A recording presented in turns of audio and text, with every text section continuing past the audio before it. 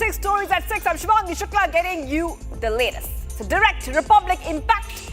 Apex Court takes up the suo motu cognizance of the Aravalli case to hear the case on Monday.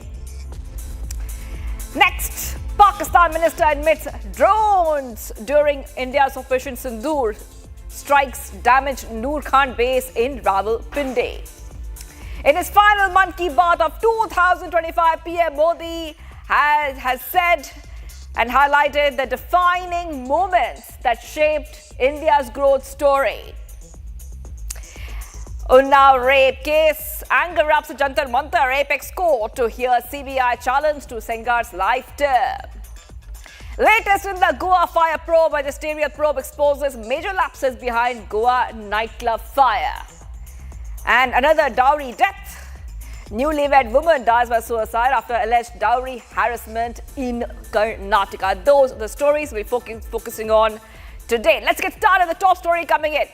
It's a direct Republic impact, a massive development in the Aravali Hills case. The Supreme Court has taken suo motu cognizance with a CJI-led bench set to hear the matter tomorrow. Now, this comes directly after Republic's sustained and exclusive coverage highlighting illegal mining and ecological devastation in the Aravallis. Here's a full report. Take a look.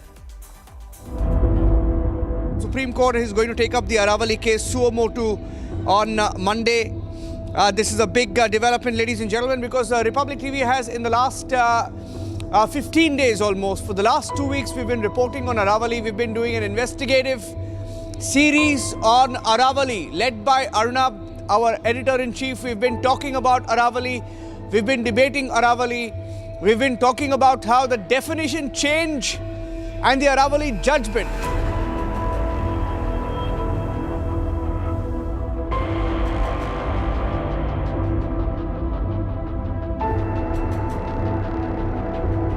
A direct Republic impact, a major breakthrough in the fight to save the Aravali Hills.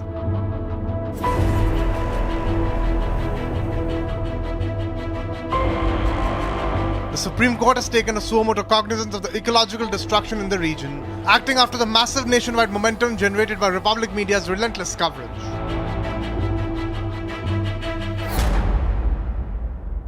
For days, Republic's Save Aravali campaign has been running in full force on the ground, online and across the country, amplifying public voices and demanding accountability.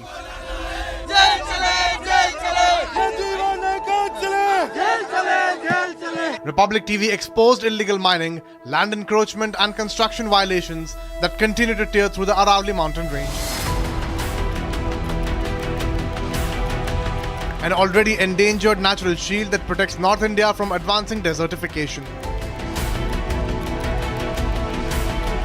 Well, we are at Pawana Ahir, which is a very secluded village at Rajasthan, and till now we have covered around 3 villages, and one thing has been common, that is illegal mining all throughout the Aravali Hills. And right now I'll show you the situation because it is caught on our camera. As you can see, there are 3 trucks. When we came here, when Republic came here, this was a well-lit area. Mining was going on, and the moment they saw us arriving, they started turning off the lights one by one. All these trucks who were working, they became stationary, and now this entire area, which was very well lit just 15 minutes ago, is completely pitch black.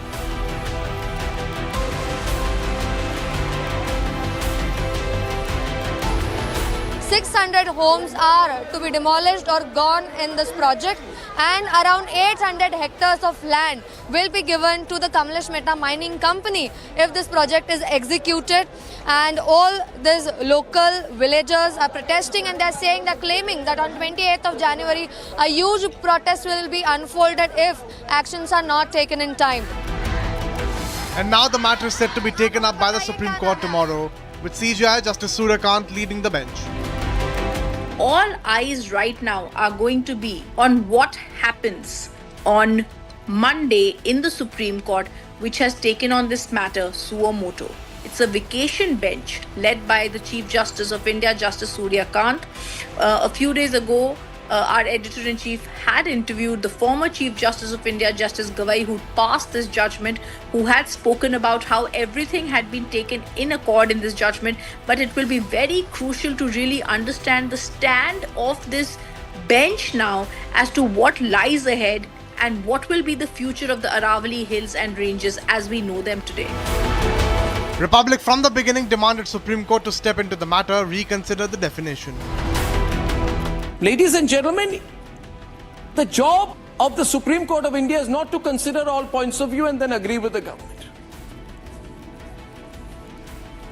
The Supreme Court of India has a right to take that stance. Technically, nobody can question it.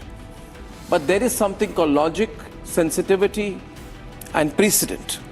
Ladies and gentlemen, the Supreme Court went against the amicus curiae, the friend of the court. And I want to ask them, because in para 30 of the judgment, it is clear that the amicus curiae had stated in his submission that he was not for this committee's definition, that the committee's definition of this 100 meters or less mining can happen would endanger the environment and the ecology of the mountain range. The amicus in the Aravali case till 2024, Harish Salve told Arnab Goswami that the 100-meter debate is unnecessary, saying definition change was not needed. For this 100-meter rule should itself be put under some scrutiny, this decision to do away with the 100-meter rule, when so much degradation is happening, so much violations are happening. What I see is this 100-meter debate was unnecessary. The whole Aravali ecosystem has to be defined on an aerial spread of what really is the Aravali. And there the precautionary principle has to be applied. After defining the Aravali ecosystem, you have to have a buffer zone. And that buffer zone will be outside the Aravalis to protect the Aravalis. Republic even questioned the former CJI, Justice B.R. Gawai, who inked the Aravali judgment on going against amicus curiae's advice. Justice Gawai, as the former Chief Justice of India, would you see it the other way, that this report had very much established the threat to the Aravalis?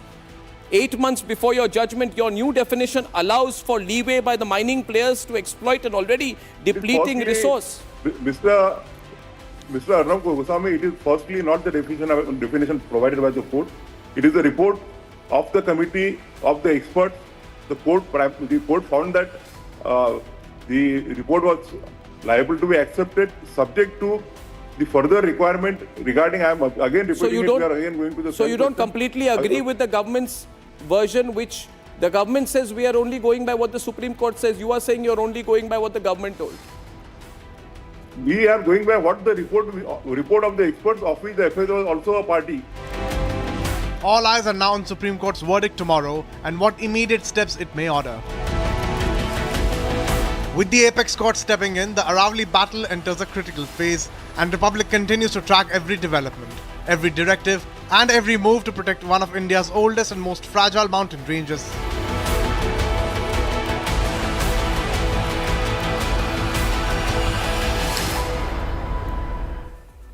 Viewers, Pakistan's Deputy Prime Minister Ishaq Dar has dropped a bombshell after he confirmed and admitted that India's Operation Sindoor targeted and severely hit the country's very crucial Noor Khan Air Base. Ishaq Dar categorically said that a total of 80 drone attacks were targeted in Pakistan. Remember, the Indian Army presented photos and video proofs in May showcasing destruction of terror targets in Pakistan during Operation Sindoor. Take a look.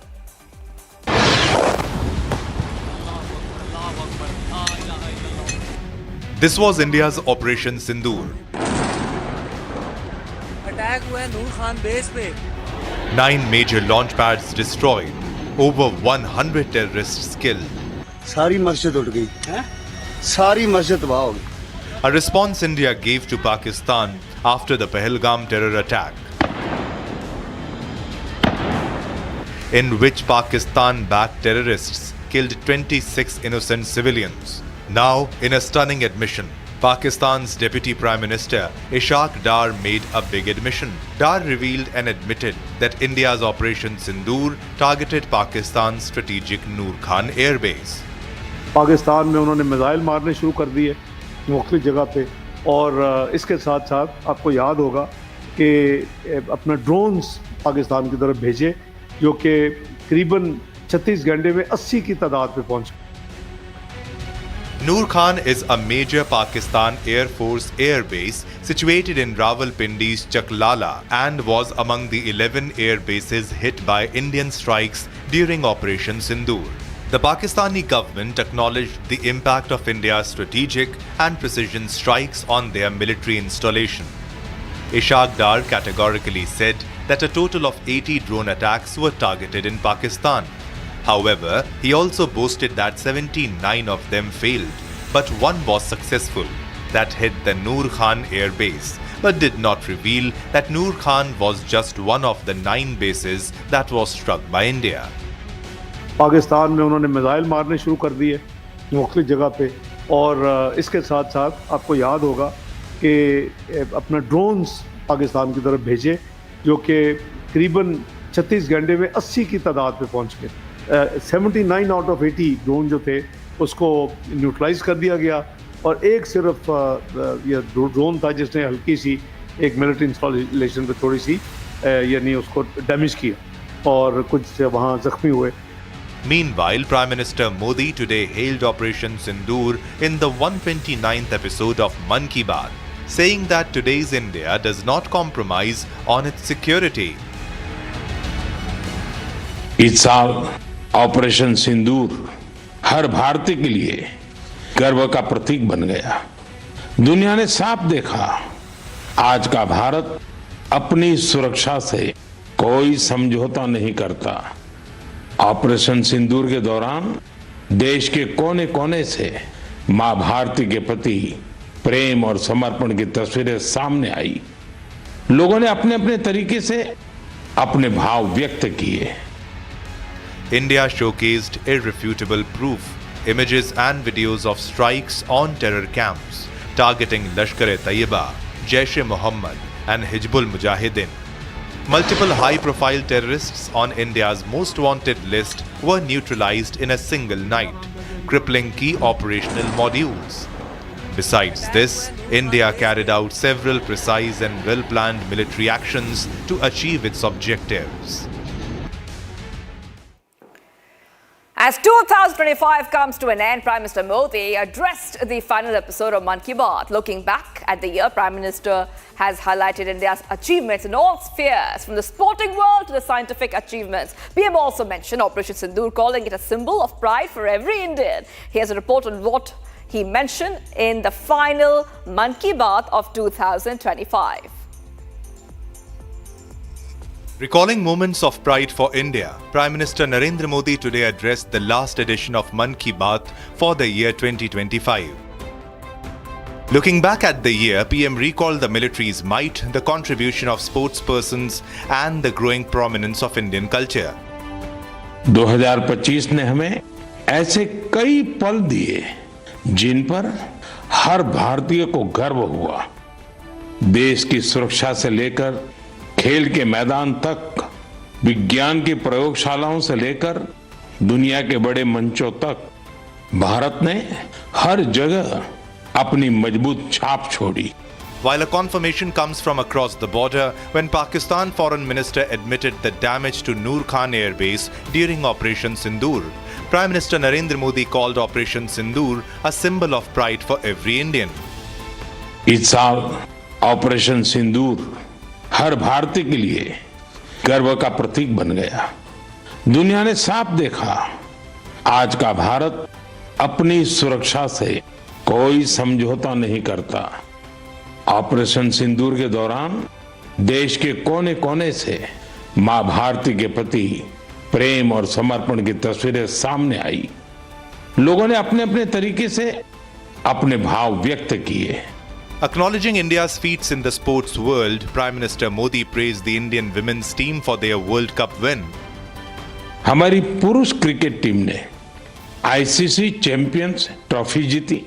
महिला cricket team ने पहली बार विश्व cup अपने नाम किया। भारत की बेटियों ने women's blind T20 world cup जीतकर इतिहास रच दिया।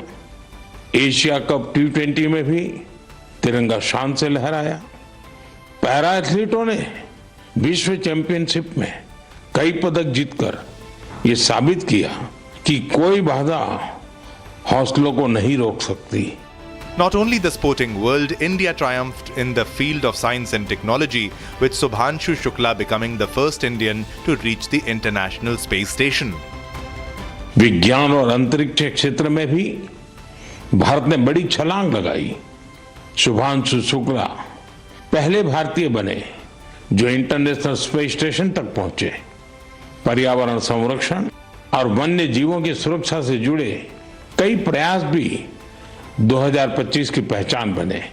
India has been witnessing a hike in cultural tourism, another aspect that was addressed by the Prime Minister in his final Mann Ki Baat for 2025.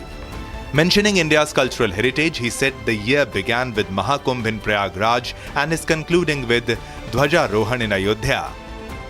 2025 में आस्था, संस्कृति और भारत की अद्वितीय विरासत सब एक साथ दिखाई दी। साल के शुरुआत में प्रयागराज महाकुंभ के आयोजन ने पूरी दुनिया को चकित किया। साल के अंत में अयोध्या में राम मंदिर पर ध्वजारोहण के कार्यक्रम ने हर भारतीय को गर्व से भर दिया। PM Modi also reiterated his bid for unity and cultural amalgamation in Mann Ki Baat, highlighting the achievements of Kashi Tamil Sangam. देश के भीतर भी तमिल भाषा के प्रचार के लिए लगातार काम हो रहा है। कुछ दिन पहले ही मेरे संसदीय क्षेत्र काशी में चौथा काशी तमिल संगमम हुआ। अब मैं आपको एक ऑडियो क्लिप सुनाने जा रहा हूं। आप सुनिए और अंदाजा लगाइए तमिल बोलने की कोशिश कर रहे ये बच्चे कहाँ के हैं।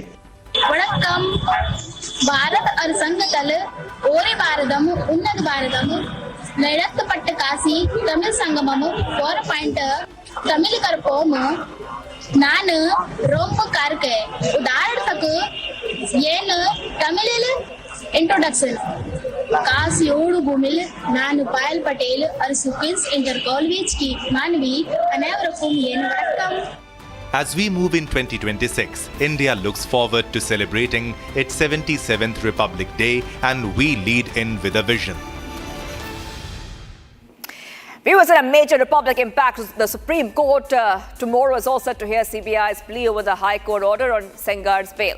However, anger continues to erupt over the High Court order as a victim and her supporters sat yet again in protest in the national capital. In New Delhi's Jantar Mantar witnessed a lot of protests by the women's activists against the High Court order. Here's a report on what unfolded throughout the day.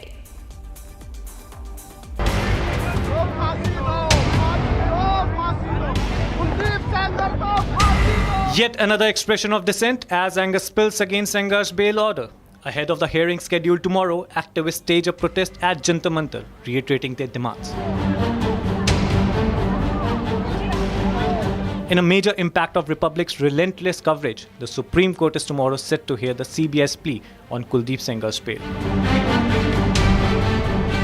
CBI on Friday filed a special leave petition before the Supreme Court, challenging the Delhi High Court's order suspending the life sentence of rape convict Kuldeep Sengar. In an effort to get their views amalgamated in judicial circle over the High Court order on Sengar's bail, the Unnao survivor and supporters staged a protest at Jantar Mantar today. Now the victim is here and she was not allowed to go inside for protest because she said that allegedly she was not given permission to. And currently Kuldeep Sengar got bail from the court just a few days ago. Since then this Unnao rape victim has come on the road and has been protesting against the bail. The CBI has approached the Supreme Court in this matter, and tomorrow, that is on Monday 29th December, the Supreme Court is set to hear this case. We will see what turn this case takes. Does the Supreme Court decide in the favor of the Unnao rape victim, or does the Supreme Court works for the favor in the favor of Kuldeep Sengar? These protests have been vehement, with a firm resolve to getting their demands noted by the judiciary.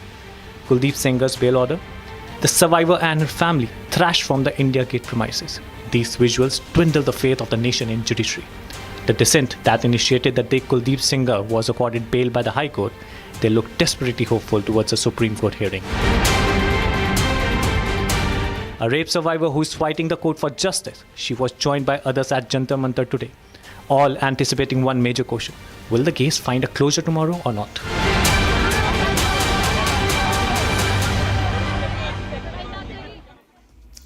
Viewers, the Goa Fire Club incident shocked the entire nation. A case of serious negligence on all levels. Now, with all the three owners now facing the law, a new magisterial inquiry report has raised eyebrows over the role of the panchayat and other government departments. A series of negligence, collusion and systemic failure that led to the death of 25 innocent people. Here is what the probe is telling so far.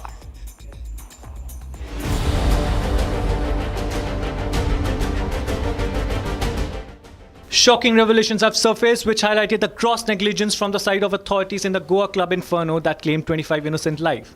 Here's what happened in Arpora, North Goa.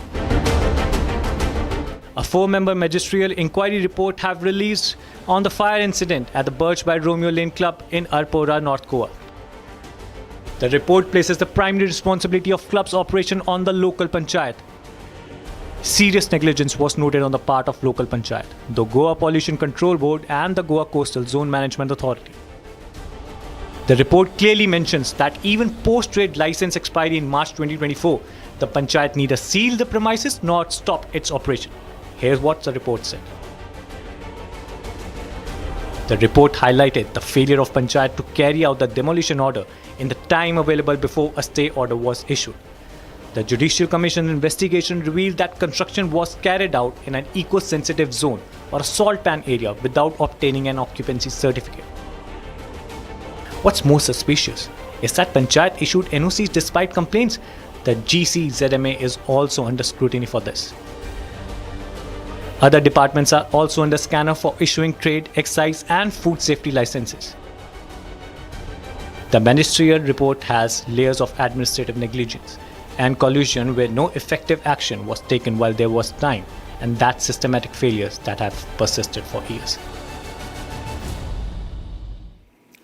Viewers, a 26-year-old newly married woman in Bengaluru died without responding to the treatment, reportedly days after an alleged suicide attempt. Dowry harassment from the groom's family is stated as the primary reason behind the suicide. Her husband, who has been named as the prime accused behind the suicide, was also found dead. Here's a quick report. A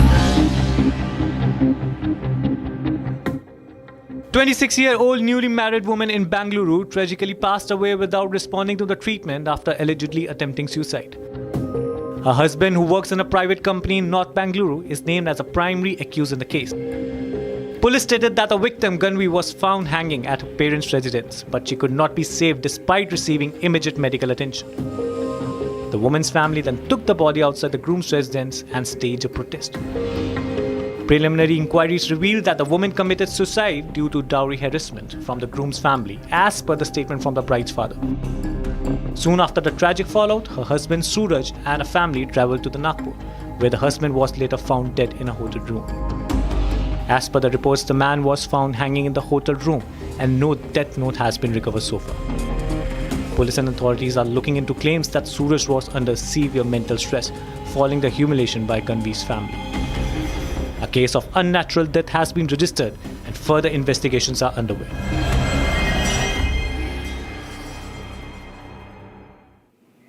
And viewers, all we have for now on 6 Stories at 6, but do not go anywhere. Coming up next, Get Me Right with Abhishek Kapoor.